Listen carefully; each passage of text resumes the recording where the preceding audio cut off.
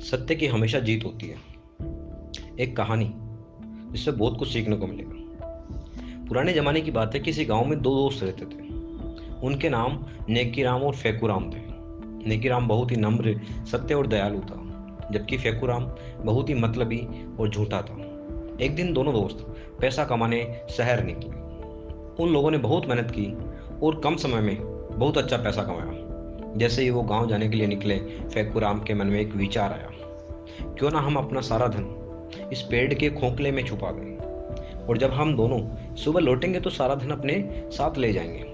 नेकीराम तैयार हो गया और दोनों अपना धन पेड़ के खोखले में छिपाकर गांव की ओर निकल पड़े।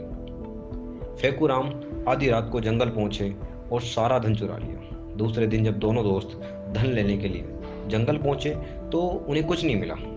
फेकूराम नेकीराम से कहने लगा कि तुमने मेरा पैसा चुराया। तो नेकीराम बोला, मैंने नहीं चुराया, मेरे पास पैसा नहीं है, मेरा पैसा भी चोरी हो गया।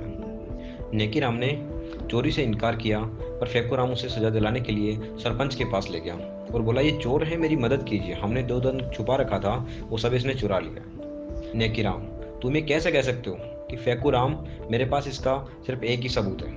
सरपंच बोले, वो सबूत क्या है?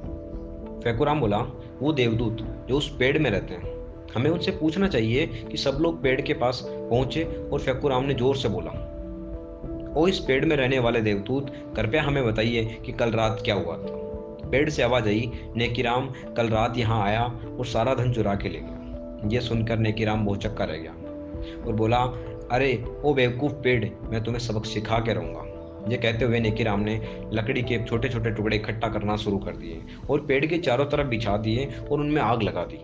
कुछ ही देर में फेकूराम के पिताजी चीखते हुए पेड़ से बाहर निकले और कहने लगे, हे भगवान, मेरी मदद करो, मैं जल रहा हूँ। गांव के सरपंच ने उनसे पूछा, तुमने ऐसा क्यों किया?